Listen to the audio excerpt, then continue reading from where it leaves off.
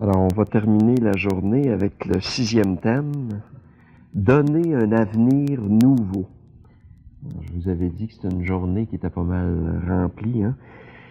Et on termine avec un thème que j'aime beaucoup, moi, qui répond à bien des attentes. Croire, c'est essentiellement une chose. Croire, c'est créer. C'est ça, croire. Hein? C'est créer. C'est pour ça que ceux qui croient, ils sont jamais mal pris. Hein? Parce qu'ils peuvent toujours créer à partir de n'importe quoi qui arrive, n'importe quelle situation. Hein? L'humain a reçu un incroyable pouvoir créateur en lui, en chacun de nous autres. Simplement parce que l'humain est créé à l'image du Créateur lui-même. Hein? On a été créé à l'image de Dieu, puis Dieu, c'est le Créateur. Alors, on est tous des créateurs. C'est ça le fond de nous autres. Puis on vit quand on commence à créer. Hein? Dieu, en nous créant à son image, nous a donné le pouvoir de créer. Et d'abord, de créer notre propre vie. Ça, c'est difficile à croire, hein? J'ai le pouvoir de créer ma vie. C'est incroyable, hein? On ne soupçonne pas à quel point on a ce pouvoir-là en nous autres. On peut créer notre vie. Hein? Alors que la plupart des humains, regardez autour de vous autres dans la société aujourd'hui, là, la plupart des humains, ils passent leur vie à la subir. Ils subissent leur vie. Hein? En pensant, si ça m'arrive, ça, si cette brique-là m'est tombée sur la tête, ça, c'est mon destin. Hein? C'est à la mode, ça, aujourd'hui. Ça a toujours été à la mode. Hein? C'est mon destin. Si cette maladie-là m'arrive ou n'importe quoi, l'échec, c'est mon destin, ça m'échappe, je peux rien changer à ça. Ça devait être écrit à quelque part, puis c'est comme ça. Ça, c'est la loi de la peur. C'est la loi de la peur, ça.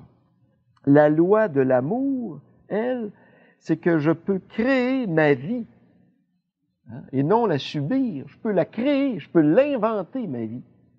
Hein?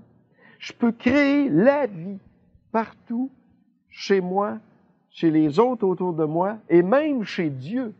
Imaginez-vous donc. L'enfant prodigue, le perdu, le dépravé, celui qui a fait honte à toute la famille, celui qui n'y a rien qui n'est pas fait, hein? Lui, il crée la vie chez Dieu quand il revient à la maison. Hein? Le père, il capote quand il voit revenir, puis c'est la fête. Hein? Il crée la vie dans le cœur de Dieu, imaginez-vous donc. Le plus pauvre est capable de faire ça. Hein? Autrement dit, si les événements, les choses, les personnes refusent d'être à mon service, c'est uniquement dans la mesure où j'hésite à faire confiance. C'est là. Hein?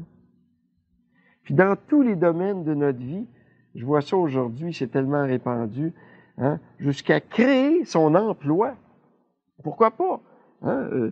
Il y a tellement de gens qui ont perdu leur emploi aujourd'hui, puis ça va mal, puis des usines qui ferment, des bureaux, c'est à tous les jours aux nouvelles, là, puis c'est pas fini. Hein?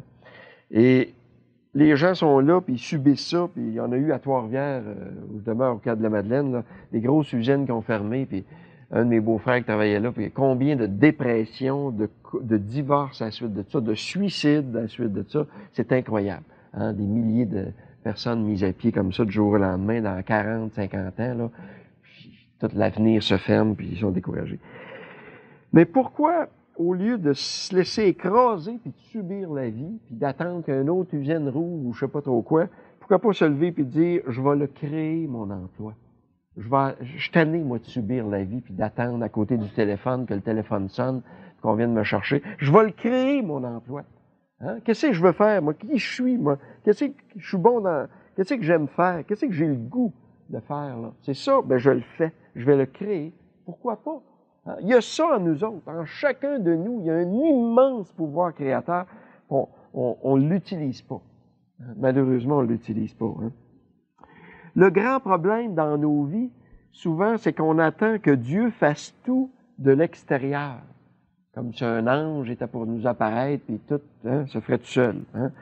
Alors que lui, Dieu, ne veut qu'une chose, que nous devenions nous-mêmes, c'est-à-dire des créateurs. C'est là qu'il peut nous aider de l'intérieur. Quand on fait l'acte de foi, là, on fait le premier pas, puis Dieu fait les 10 autres pas. Hein? Aide-toi, le ciel t'aidera. Ça a toujours été vrai, puis ça sera toujours vrai. Tu as juste un pas à faire, puis lui, il en fait 10 pour toi après ça. Hein? Devenir des créateurs, c'est ça qu'on est. Notre Père, c'est un créateur, bien, on l'est de père en fils. Parce que c'est ça qui va nous amener au comble de la joie. C'est pour ça qu'il veut qu'on soit des créateurs. Qu'on arrête de subir la vie, puis qu'on l'invente, la vie. Qu'on la fasse comme on la veut, comme on la rêve, la vie. Qu'on la fasse tout amour. Hein? L'acte de foi créateur nous met donc en communion directe avec Dieu. Quelqu'un qui est créatif, qui est créateur, tout de suite est en communion avec Dieu, parce que Dieu, c'est le créateur du monde. Il est en train de le créer, le monde. Hein? Les gens voient toujours la création comme quelque chose qui a eu lieu dans le passé. C'est pas quelque chose qui a eu lieu dans le passé. La création, c'est en train de se faire. Puis, si vous trouvez que c'est pas parfait, bien, c'est bien sûr, il n'a pas fini de le faire. Attendez de voir la fin, vous autres, avant de chialer. Hein? Quand Dieu aura fini de créer le monde. Hein? Il est en train de le créer, puis il veut qu'on l'aide. Hein? Il aimerait ça. Hein? L'acte de foi créateur nous met donc en communion directe avec Dieu et inversement aussi, la vraie communion profonde à Dieu dans la prière nous amène toujours à créer. C'est le signe de l'authentique relation à Dieu, ça. Hein? Le signe que tu as une vie de prière qui n'est pas une illusion, qui est vraie, c'est que ça va t'amener à créer. Hein? Mais il y a bien des façons de créer. On verra ça demain matin. Hein? Et quand tu fais un acte créateur, mais ça te met tout de suite en communion avec Dieu et ça va t'amener ça aussi dans la prière. Vous voyez, il y a toujours les deux mouvements. Hein? L'acte créateur nous amène à la communion profonde, puis la communion profonde dans la prière à Dieu nous amène toujours à poser des gestes, à créer, nécessairement. Alors, c'est ça le signe de l'authentique relation à Dieu. Sinon, c'est une illusion, c'est une fuite. Hein? C'est pas vrai. Si ça ne nous amène pas à créer la prière, ça peut être une fuite, hein, bien sûr. De toutes les façons. Et savez-vous, vous autres, quelle est la plus haute forme de créativité sur Terre? La plus spirituelle, nécessairement. Hein? Celle qui est la plus discrète pourtant et la plus efficace pour changer le monde. Imaginez-vous donc. La plus haute forme de créativité qu'il n'y a pas sur la Terre. Hein? Celle qui change le monde. Savez-vous c'est quoi? C'est le pardon. Ça, c'est étonnant. Hein? Le pardon. Ben oui. Hein? Très étonnant. Hein? Parce que dans le pardon, c'est là que je crée l'autre à l'image de l'amour. À chaque fois que je pardonne à quelqu'un, je le crée à l'image de l'amour. C'est ça que je fais. À l'image de ce qu'il y a de plus beau en moi et dans la personne. En pardonnant, je crée l'autre. C'est ça, pardonner. C'est le créer l'autre. Je lui ouvre plein de possibilités nouvelles. Je lui ouvre l'avenir. Je lui donne un avenir nouveau. Moi, c'est la plus belle définition du pardon que j'ai trouvée dans ma vie, moi. Pardonner à quelqu'un, c'est lui donner un avenir nouveau. Hein? Lui dire, tu peux te relever, repartir. Hein? Puis tant que tu voudras. Puis tant que tu tomberas, puis repars, puis relève, puis repars, puis c'est ça la vie. Puis tout le monde on tombe, puis tout le monde on se relève, puis c'est ça la vie. Hein? C'est pas de rester pogné, il est à terre. Bon, ben oui, mais ouais, pardonne, puis il va se relever, au lieu de l'écraser. Hein? Vous savez, les plus grands créateurs dans l'histoire de l'humanité, c'est pas Michel-Ange, Beethoven, Shakespeare, puis tous les grands que l'histoire nous nomme, puis qu'on jalouse d'un fois parce qu'ils sont chanceux, eux autres sont dans les livres d'histoire. Hein? Les plus grands créateurs de l'univers, ce sont ceux et celles qui pardonnent sincèrement du fond du cœur. Ça peut être caché dans le fond d'une chambre, dans le fond d'une cuisine, n'importe où. Hein? dans le monde. Et ça, justement, c'est toujours caché dans le quotidien tous les jours. Ceux qui pardonnent sincèrement du fond du cœur, ces personnes-là, ils changent le monde. Ils créent un monde nouveau. Ils recréent le monde dans l'amour. Ça, c'est rare que les nouvelles, on entend parler aux nouvelles de ça. Hein? Puis dans les journaux, puis à la radio, puis à la télévision, là, ceux qui n'en ont pas parlé à soir de ça. Hein? Pourtant, hein? C'est bizarre, ça. J'ai jamais, justement, entendu ça au téléjournal le soir. Ça serait le fun.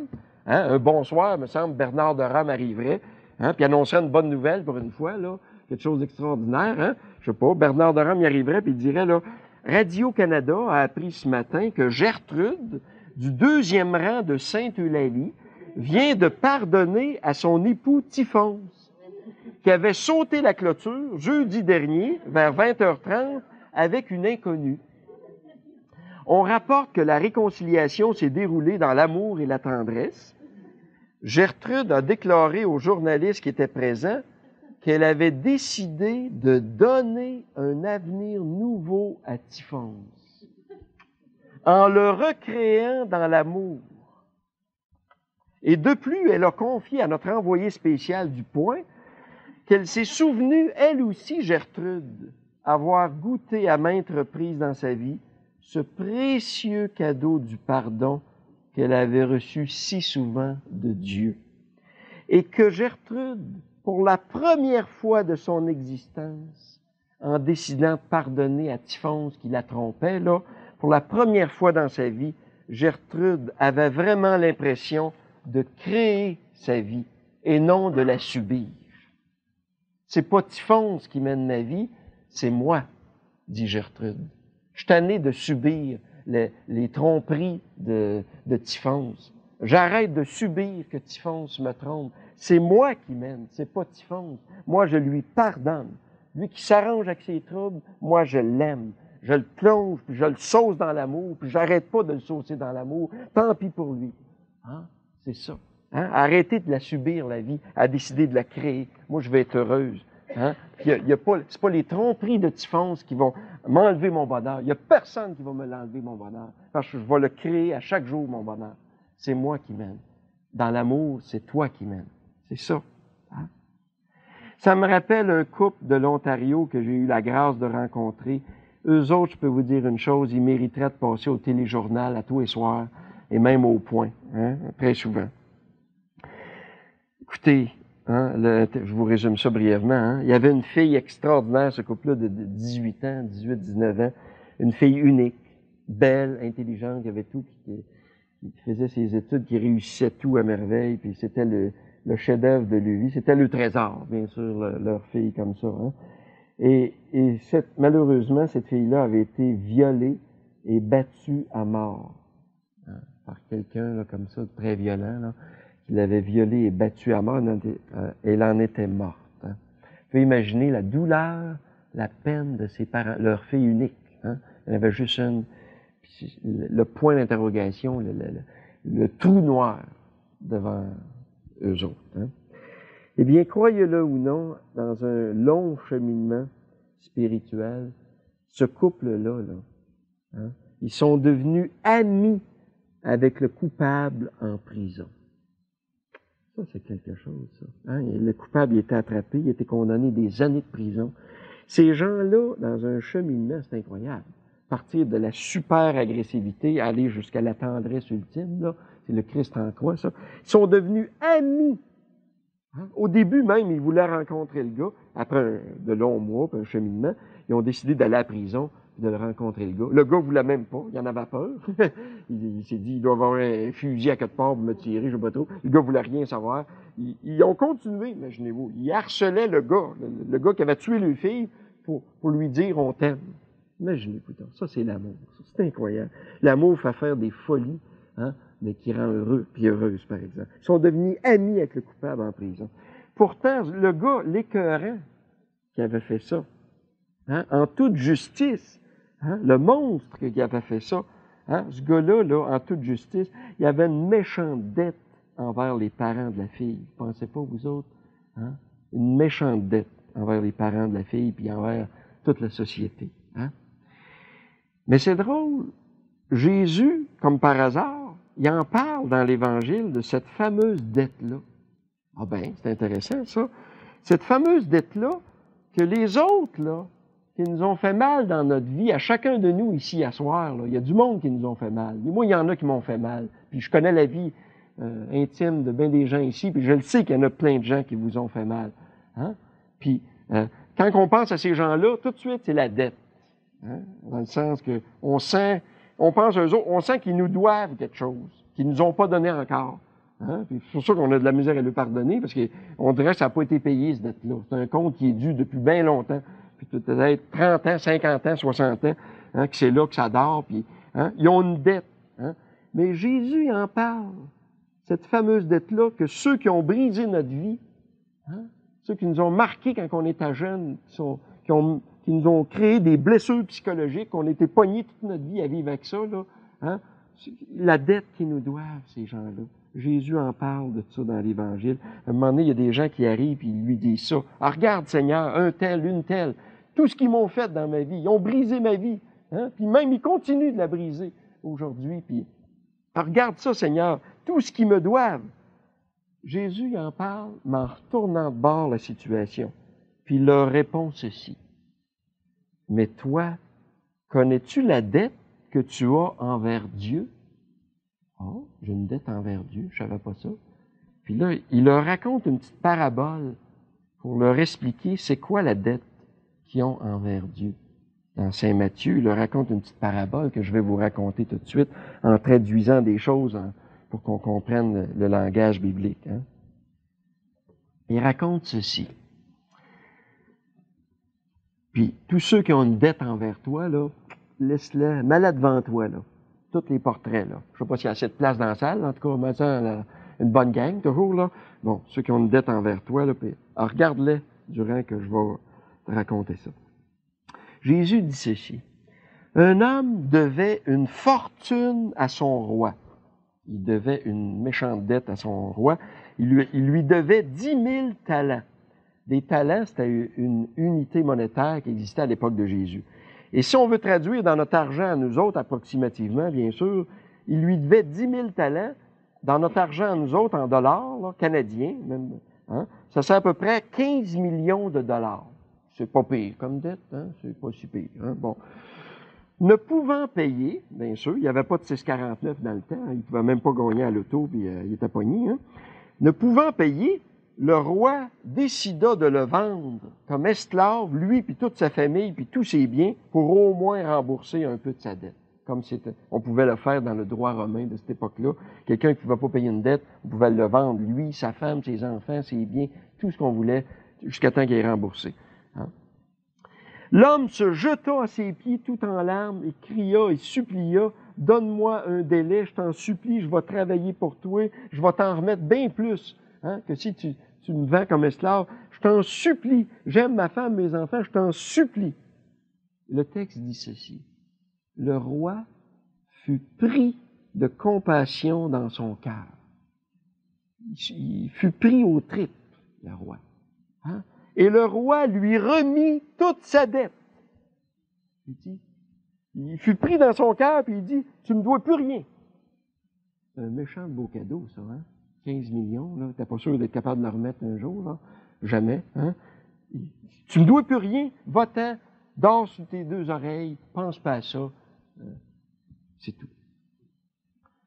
Mais la parabole n'est pas finie. À peine sorti de là, ce même homme rencontra quelqu'un qui lui devait 100 deniers. Savez-vous comment que ça vaut dans notre argent à nous autres? Moins de 20 $. Un petit vin, tranquille, là. OK? Hein? Aussitôt, il le prit à la gorge en lui disant, « Rends-moi mon 20 piastres. » Immédiatement. Hein? Et l'autre se jeta à terre à ses pieds, il le supplia. Même chose. « Donne-moi un délai, je t'en supplie. Je ne l'ai pas, ton 20 piastres, mais je te jure, je vais te le remettre la semaine prochaine. Je ne l'ai pas pour tout de suite. Hein? » Mais lui ne voulut rien savoir et le fit arrêter et mettre en prison jusqu'à ce qu'il ait tout payé. Vous voyez la disproportion, vous autres, là, entre le 15 millions puis le 20 piastres. Hein? Jésus parle à des Juifs, il est Juif, lui aussi. Il sait que les chiffres, ça parle. Nous autres aussi, ça nous parle. On est pas mal Juifs, comme je vous disais. Hein? Oui, Jésus fait exprès. Utiliser des chiffres, là. Hein? C'est juste une disproportion de chiffres. Hein? C'est juste une comparaison de chiffres. Hein? Eh bien, cet homme ingrat-là, quand on regarde cet homme-là, là, il s'est fait remettre une dette de 15 millions, il sort dehors, puis il est prêt à égorger celui qui doit 20 piastres. C'est épouvantable, ça se peut-tu pas avoir de cœur comme ça? Eh bien, ce gars-là, ce sans-cœur-là, là, ben, cherchez pas c'est qui, là, autour de vous, là. C'est chacun de nous, quand on hésite à pardonner. C'est de ça qu'on a de l'air. On a de l'air fou pas mal. Hein? Chacun de nous. Quand j'hésite à pardonner, là, hein, c'est ça que j'ai de l'air. On a de l'air fou. Ça veut dire qu'on ignore totalement à ce moment-là, on n'a pas conscience de la dette qu'on a envers l'amour. Et cette dette que l'amour nous a remis, il nous a sauvés. C'est fait, le salut. Il est fait, le salut. On a juste à l'accueillir, à s'ouvrir le cœur et à l'accueillir. La dette que l'amour nous a remis. Ma dette envers l'amour, je lui dois tout. Pas compliqué. Je lui dois tout. C'est bien plus que 15 millions. Et surtout, je lui dois, savez-vous quoi? Je lui dois mon avenir. Mon avenir éternel dans l'amour par de sa tête. Ça, je peux pas mesurer ça aujourd'hui. Je goûte des petites gouttes d'amour, puis j'en reviens pas comme c'est bon l'amour. Le jour où je vais être noyé dans l'amour, imaginez-vous. Hein? Mon avenir éternel de bonheur puis de joie super, hein? À l'infini, hein? C'est ça ma dette que j'envers. Je lui dois tout. Et surtout mon avenir. Ce qui s'en vient en avant, c'est le plus beau, ça qui s'en vient en avant. Hein? C'est ça. Puis la dette que la personne qui a brisé ta vie, puis qui t'a vargé à coups de pied, puis qui t'a violé, puis qui t'a trompé, puis qui t'a trahi, c'est 20 piastres. Peut-être 21, là, mais pas plus que ça. C'est ça. À côté du 15 millions. Ça n'a pas rapport. Ça n'a aucun rapport. Vous voyez la disproportion. Ma 22 piastres, si tu veux, là. Hein? C'est pas plus que ça. Que n'importe qui t'ait fait n'importe quoi sur la planète, là, dis-toi que ça tourne autour de 20 piastres. C'est ça que l'autre te doit. Mais toi, il y a 15 millions qui t'a été remis à un moment donné. Oublie-les pas, ça. Puis, regarde, repense à ça. Puis ça va être facile, hein, de dire à l'autre, sais-tu ton 20 piastres, là, oublie ça au plus vite. Hein? Rappelle-moi-les pas, parce que ça va me rappeler le 15 millions. Hein? Oublie ça au plus vite. C'est ça. Hein? C'est ça, mes amis. Probablement que ce couple-là de l'Ontario, eux autres, ils avaient saisi ça dans leur cœur, qu'un jour, Dieu leur avait remis la dette, hein? La dette éternelle de l'amour, hein? Pour être capable de pardonner comme ça. Hein? C'est pour cette raison qu'ils ont décidé de plonger dans l'amour, puis de lui donner un avenir nouveau à ce gars-là. Parce que probablement qu'il en avait drôlement besoin que quelqu'un y en donne un avenir nouveau. Parce qu'un gars qui viole des filles puis qui est bat à mort, là, ça c'est quelqu'un qui a été battu et violé à mort toute sa vie. Hein? Quelqu'un qui fait du mal, c'est quelqu'un qui a reçu du mal. C'est quelqu'un qui est imprégné de mal en lui. Hein? Puis c'est le premier à en souffrir du mal, parce qu'il n'est pas capable d'aimer cet être-là. Hein? Il est juste capable de briser la vie des autres. Hein? Parce que lui, il a été brisé. Quelqu'un qui brise parce qu'il a été brisé. Allons à la source des problèmes. Arrêtons de rester à la surface. Il a fait ça. Ben oui, il a fait ça. Mais d'où ça vient? C'est-tu de sa faute? S'il a été blessé toute sa vie, ce gars-là, puis élevé à coups de pied, il a peut-être jamais connu ça, un père et une mère, quelqu'un qui l'aime dans sa vie. Y a-tu quelqu'un qui va se décider à l'aimer, ce gars-là? Eux autres, ils ont décidé. Puis ils avaient tué leur fille, ils l'avaient violée. Ils ont décidé de se lever debout puis de dire, nous autres, on va t'en donner un avenir nouveau. Hein? Il n'y a jamais un chat jamais personne qui a voulu t'aimer, toi. Hein? Mais après, nous autres, on va t'aimer. On va t'aimer, que tu le veuilles ou non. On va t'assommer à coups d'amour, nous autres. Pas à coups de couteau, pas à coups de fusil. C'est à coups d'amour. On va t'avoir à coups d'amour. Hein? C'est ça, l'amour. Hein? Le harcèlement de l'amour. Hein? C'est extraordinairement beau. C'est autre chose. C'est le monde à l'envers. Hein? Ils ont décidé, comme Dieu fait pour chacun de nous, sans cesse, à la journée longue, qu'est-ce qu'il fait Dieu? Il nous donne un avenir nouveau. Tu tombes, ben relève-toi et puis repars. Tu tombes, ben relève-toi et puis repars dans l'amour. Dieu va-tu nous punir parce qu'on s'en fâche puis on tombe? Hein? Ben voyons donc. Il nous donne la main puis il relève. Il veut qu'on marche. Hein? C'est ça qu'il veut. Hein? Fait qu'il nous prend la main, il dit, relève-toi, parce que c'est ça qu'on est. Des enfants qui apprenons à marcher dans l'amour, tout le temps, constamment. Hein? C'est ça.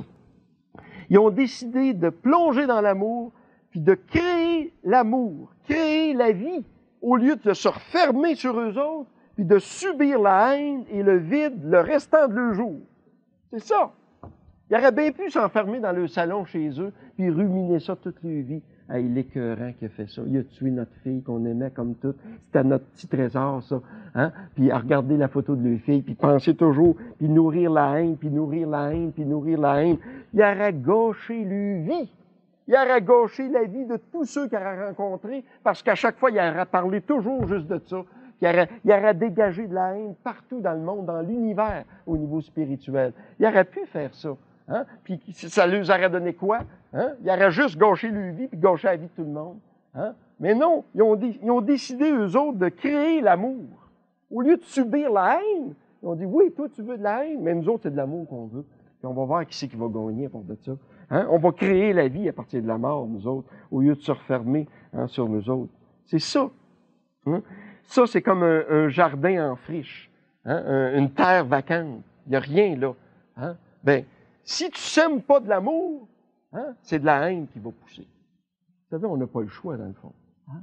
Si on sème pas de l'amour, tu dis, moi, je fais plus rien, je bouge pas. Hein? Mais si tu sèmes rien, c'est de la mauvaise herbe. Hein? Un terrain en friche, là, si tu sèmes pas des légumes, quelque chose là-dedans, c'est quoi qui va pousser? C'est de la mauvaise herbe. Ça pousse tout le temps. Hein? Mais au niveau du cœur, au niveau de l'amour, au niveau du spirituel, c'est exactement la même chose. Hein? Si tu retiens des pardons, tu ne veux pas les donner, tu le sors, c'est pas grave, je laisse ça traîner des années, puis tout ça. Si tu sèmes pas l'amour, tu vas récolter de la haine dans ton cœur. C'est ça qui se passe. Si tu sèmes pas de l'amour dans le cœur de ceux qui t'entourent, c'est peut-être de la haine qui va pousser là. Hein? On est des semeurs. Si tu crois, tu vas semer de l'amour, tu vas ne faire que ça à la journée longue. Sème. Hein? Parce que sinon, c'est le mauvais herbe qui pousse. Hein?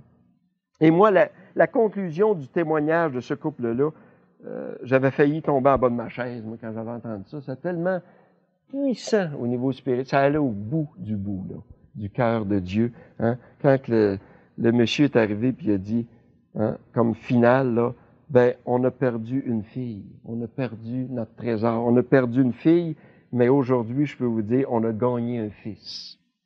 Ça, c'est incroyable. Ça, c'est Jésus en croix. C'est incroyable. On a perdu une fille, on va la retrouver un jour, on le sait. On a perdu une fille, mais on a gagné un fils. Il est terminé avec ça. Puis ce gars-là, il avait hâte qu'il sorte de prison pour l'aider financièrement. Ils ont dit, tu seras toujours le bienvenu chez nous, on va t'aider. Si tu as besoin d'aide, n'importe quand, notre porte est ouverte. On a perdu une fille, on a gagné un fils. Ça, là, il y a juste dans l'amour qu'on peut comprendre des folies pareilles. Hein? Juste l'amour qui peut faire des miracles comme ça aussi. Pardonner, c'est rendre hommage à l'amour, à qui je suis vraiment. C'est ça. Rendre hommage à l'amour et en même temps rendre hommage à qui je suis vraiment, créé à l'image de Dieu. C'est ça, pardonner. Pardonner, c'est créer à pleine main, au lieu de subir encore une fois, puis de rester figé devant le chaos, le vide, l'offense, puis ainsi entretenir, puis nourrir ce vide-là, en enfermant l'autre, et ce qui est pire, en m'enfermant moi-même dans la prison de ma haine et de mon indifférence. Je m'enferme moi-même. Je m'empêche de vivre. C'est ça. Je détruis ma propre vie. Ça mine ma vie de l'intérieur. C'est ça. Pardonner, c'est faire comme Dieu. C'est suppléer aux blessures de l'autre. Encore une fois, qui est la vraie cause. Vous êtes le plus grand tueur qu'il n'y a pas sur la planète.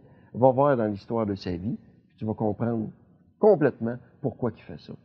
Puis tu vas te dire, si j'avais été élevé comme lui, je ferais peut-être pire, là, moi, là. Hein? C'est suppléer aux blessures de l'autre. Ça vient de ses blessures, ça. C'est combler le vide. C'est remplir l'absence. C'est réparer la brisure, la gaffe de l'autre en assumant dans mon cœur ce néant, ce chaos, ce vide dans mon être pacifié. Pardonner, c'est combler le manque par un surplus, un trop-plein de tendresse et d'amour. Pardonner, c'est découvrir un jour que moi, là, j'ai le pouvoir de créer l'autre. Et plus que ça, de le créer bon.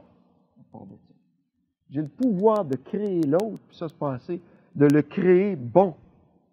Il y a ça en moi. Je peux créer l'autre bon. C'est incroyable. Si on pouvait l'utiliser, ce pouvoir-là. Comment?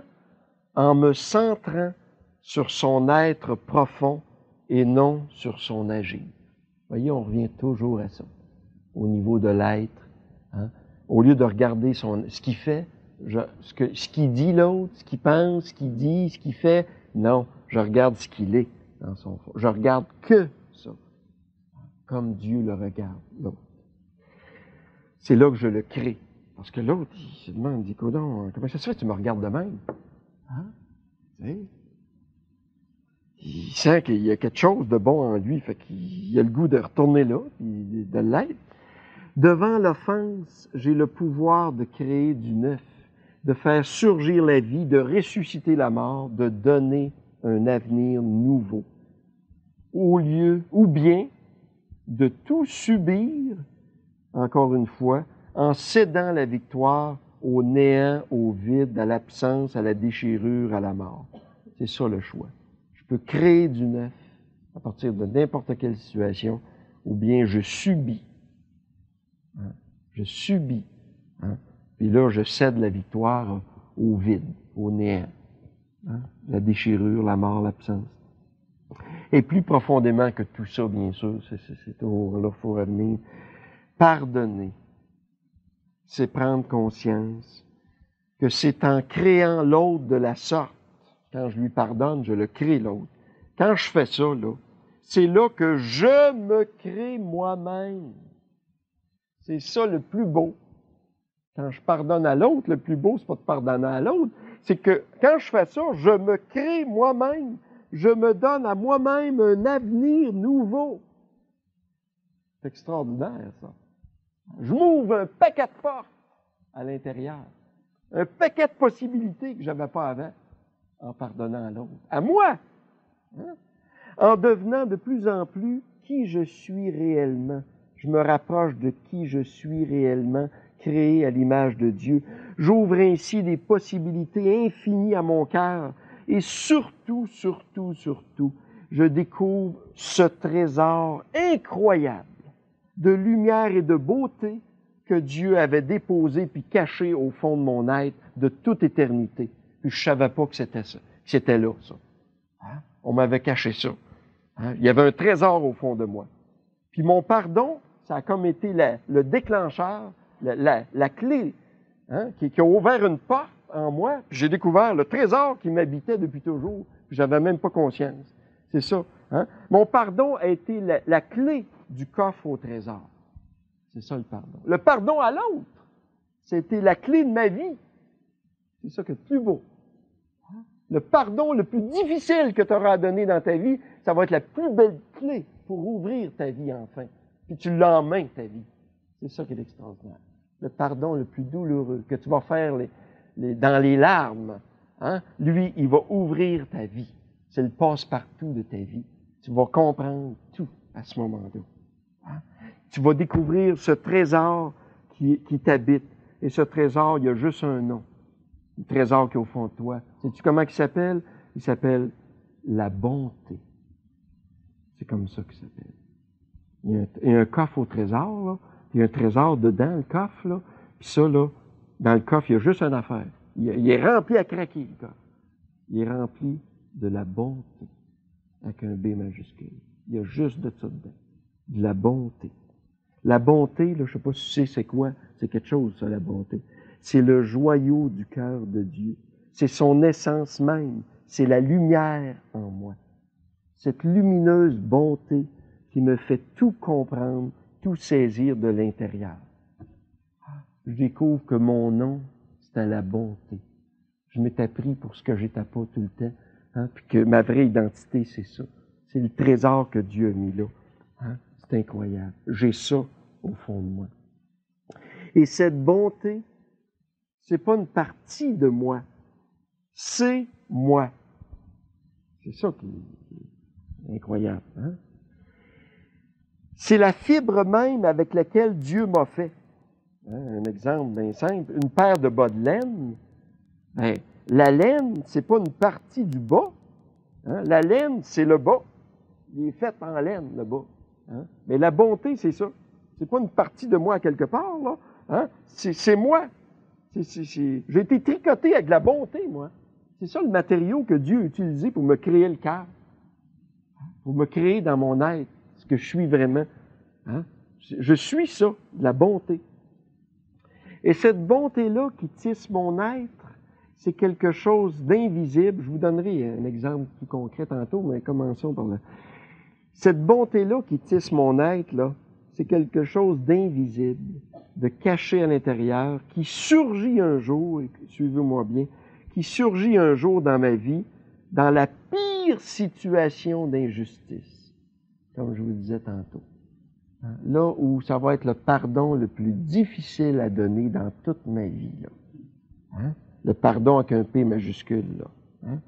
Une situation où la personne qui me fait mal, là, ou qui m'a fait mal, là, 50 ans peut-être, là, elle mériterait seulement la correction, la punition, et où la justice serait bien légitime. Mais tout à coup, il y a un plus qui monte en moi. Puis je sens bien que ça vient pas de moi. Hein? Qui vient revirer de bord la situation et la noyer dans plus grand. Dans une autre dimension.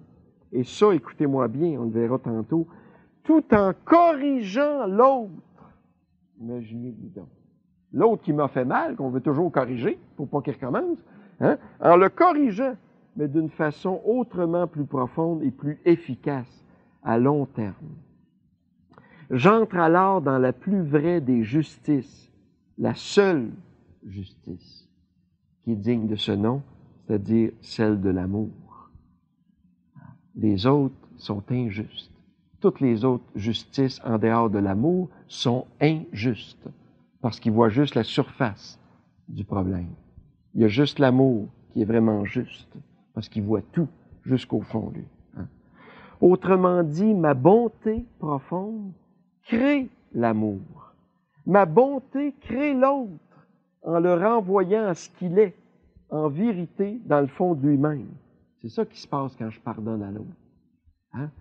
Je crée l'autre, je le renvoie à ce qu'il est, pas à ce qu'il a fait, pas à ses blessures. Il sait bien qu'il y a des blessures, il sait qu'il fait des gaffes à la journée, que ce soit conscient ou inconscient, c'est la même chose. Hein? Mais je le renvoie à ce qu'il est dans son fond. Ma bonté est l'intervention la plus profonde et la plus efficace parce qu'elle renvoie l'autre à ce qu'il est, à la racine de son être, au lieu de corriger seulement son agir extérieur. Nous autres, là, c'est toujours ça qu'on veut corriger. L'agir. Hein? Pour pas qu'il recommence. Hein? Pour pas qu'il me dise encore ces affaires-là. Puis pour qu'il refasse les mêmes gaffes. Puis c'est ça, nous autres, qui nous préoccupe. Corriger son agir, là, s'il est correct, bien là, OK. Hein? Bon. Mais quand je vais dans le pardon le plus profond au niveau de la bonté qui m'habite, là, hein, là, je renvoie l'autre à la racine de son être, hein, au lieu de corriger seulement son agir extérieur, qui d'ailleurs, tôt ou tard, va dévier encore parce qu'une blessure, c'est ça la cause profonde, hein, ça vient de sa blessure. Ben, je ne sais pas si vous saviez ça, là, peut-être que je vous apprends une grande nouvelle à soir. Une blessure, ça se corrige pas. Ça se noie dans l'amour. Point. Essayez tant que vous voudrez, toute votre vie, de corriger une blessure, parce que c'est ça la source. C'est de là qu'il vient le mal. Quand quelqu'un fait du mal, ça vient de sa blessure. Ben, essaye pas de corriger sa blessure. Tu peux corriger son comportement. Oh, la psychologie est bien bonne là-dedans. Pour 10 ans, 15 ans, 5 ans, 20 ans, jusqu'à temps qu'arrive un événement traumatisant, puis tout va sauter, puis il va retomber dans le pire. Alors, tu peux modifier le comportement, mais tu n'as rien changé. Tu n'as changé que la surface des choses. Le fond reste le même. Hein? Le fond est exactement le même. Une blessure, ça se corrige pas, mes amis. Une blessure, ça se noie dans l'amour. C'est la seule chose qu'on peut faire avec une blessure. Quand j'entre dans ma bonté, j'entre en moi-même et je renvoie l'autre de la même façon à lui-même. Hein? Vous savez, nous autres, on veut toujours corriger les autres. C'est pas que c'est mauvais en soi. C'est pas ça que je dis. C'est pas que c'est mauvais en soi. C'est que nous autres, on veut toujours les corriger au niveau de l'agir, au niveau du comportement, qui est une correction tellement partielle, tellement sommaire, tellement partielle.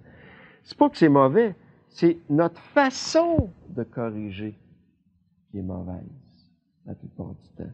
Hein? C'est la façon de corriger, hein, qui est juste à court terme. À court terme, c'est efficace, fait qu'on est fier de notre coup.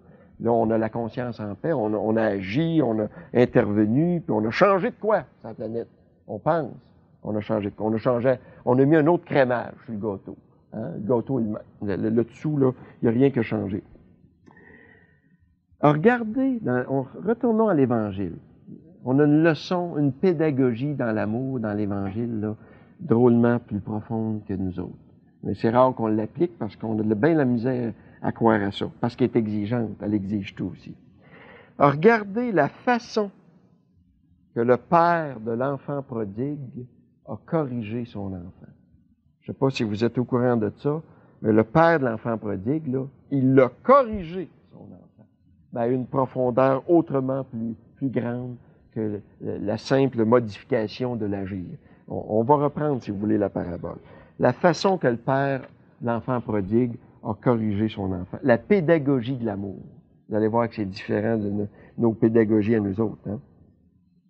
Nous autres, la façon qu'on veut corriger les autres, qui font du mal, qui nous font mal, est très différente que... Alors, regardez le père de l'enfant prodigue.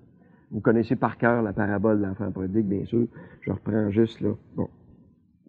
Le fils ingrat qui demande l'héritage au père avant même qu'il meure.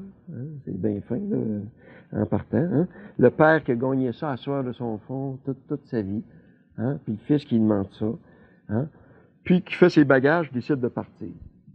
Alors, regardez le père. Pas un sermon. Pas un conseil seulement. Hey, écoute, j'ai travaillé durant 40 ans pour ramasser cet argent-là. Tu y penseras, mais que tu as dépenses. Hein? Vas-y mollo. Hein? Pas une question où tu t'en vas, qu'est-ce que tu vas faire avec ça, puis tu nous donneras des comptes de ça, puis rien. Il veut l'héritage, prends l'héritage, donne l'héritage. Pas un mot. Hein? Pas un mot. Pas un conseil, rien. Hein? Tout se passe dans l'amour. Puis le petit, lui, il fait ses bagages, puis il fly au plus vite avec le morgot. Hein? Mais juste avant de partir, le père est en train de se barcer sur le coin de la galerie. Juste en tournant la maison, il s'est passé quelque chose. Hein? Le petit est en bas de la galerie avec son baluchon rempli d'argent, là, lui, puis il rêvait, hein, tout ce qu'il pouvait faire avec cet argent-là, flyer au bout. Hein? Puis là, il s'est retourné, juste avant de tourner le coin de la maison. Puis à un moment donné, ses yeux au petit, ils ont croisé les yeux mouillés du père, qui se barçait, puis il disait pas un mot, il se barçait sur la galerie, mais il avait les yeux dans l'eau, en regardant le petit qui s'en allait, flayé, pour sa plus grande souffrance à lui. Hein? Le fils a vu, durant un instant, dans les yeux mouillés du père, il a vu l'étincelle d'amour qui brillait là. Ça, il était fini, le fils. Il venait d'être atteint au cœur. Il a vu, durant un instant, l'étincelle d'amour qui brillait dans les yeux mouillés du Père. C'est ça qu'il a vu. Puis il est parti. Le Père savait qu'en étant bon, l'étincelle d'amour qu'il avait semé dans le cœur du Fils allait devenir un jour, dans le cœur du Fils, un incendie d'amour que le Fils ne sera pas capable d'éteindre. Il savait ça, le Père. Il venait de semer une semence d'amour dans le cœur de son enfant, qui germera un jour. Ça prendra 50 ans, s'il faut, 10 ans, ça va germer, ça. L'amour qu'on sème, ça finit toujours par germer. Hein? Alors, regardez la suite, le retour.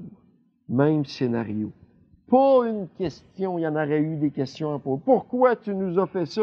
Pourquoi tu as sali la réputation de la famille en couchant avec des prostituées? Pourquoi tu as flambé tout cet argent-là que j'avais gagné à soir de mon fond tout le long de ma vie? Pourquoi?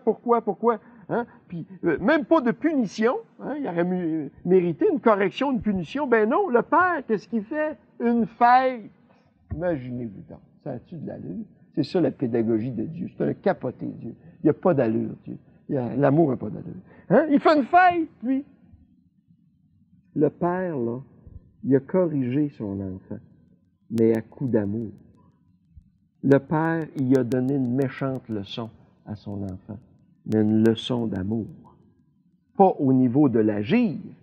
Il n'a pas dit comment agir, mais au niveau de l'être. Ça, c'est une leçon à long terme. En étant bon, il a semé la bonté dans le cœur de son fils. Puis son fils va être pogné éternellement avec cette semence-là dans son cœur. Il ne sera même pas capable de l'enlever. Elle va le travailler tout le restant de sa vie, puis le restant de l'éternité, cette semence-là d'amour.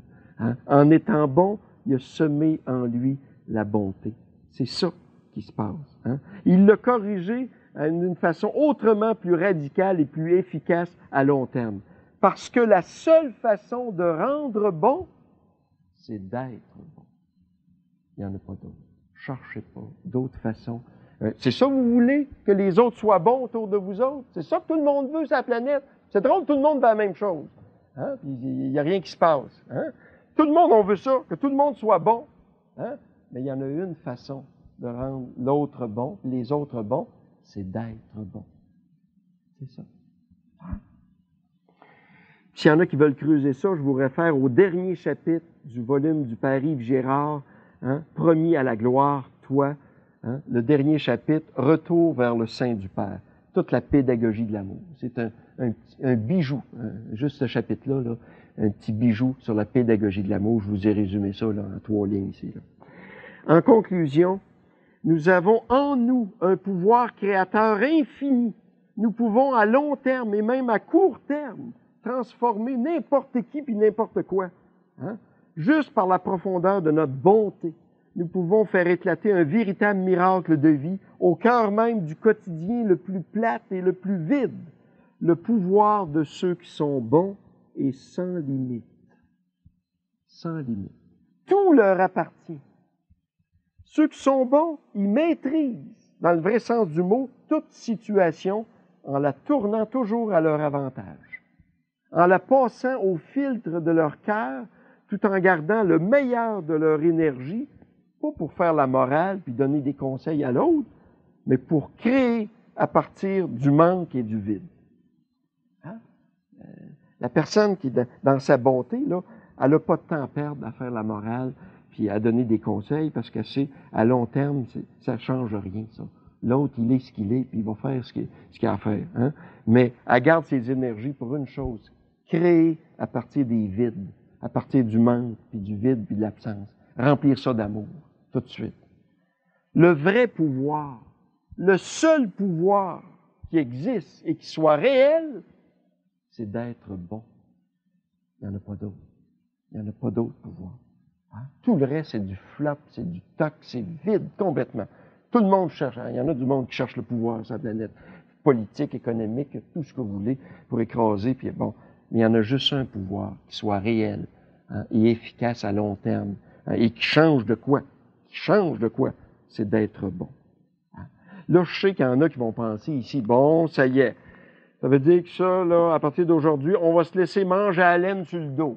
Hein? C'est ça, là. Bon, tout le monde va nous manger à la laine sur le dos. Puis moi, je réponds à ça. C'est pas grave, ça. Ça repousse de la laine.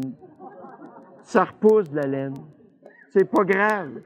Ce qui est bien pire que ça, si on n'en parle jamais, c'est pas de se laisser manger à la laine sur le dos. Je n'ai déjà tondu des moutons, puis j'ai vu que ça repoussait de la laine. On en avait des moutons à l'arche. Hein? Bon. Mais ce qui est bien pire que ça, c'est de se laisser manger le cœur par la haine, la revanche, la rancune. Ça, tu risques de tuer ton cœur. Ça, c'est bien pire. Hein? Ça, c'est bien pire que ça. Se laisser manger à la laine sur le dos, inquiétez-vous pas, elle va repousser. Mais laissez-vous jamais ronger le cœur par la haine, la rancune, la revanche. Là, vous risquez beaucoup. Vous jouez avec le feu. Vous jouez avec le feu. Si vous laissez des terrains en friche, c'est la haine qui risque de pousser là. Le vrai pouvoir, c'est d'être bon, parce que la bonté enveloppe tout, s'approprie tout, noie tout en elle-même et le transforme dans ce qu'elle est. Oui, le vrai pouvoir, c'est d'aimer. Le vrai pouvoir, c'est d'aimer. Il n'y en a pas d'autre pouvoir.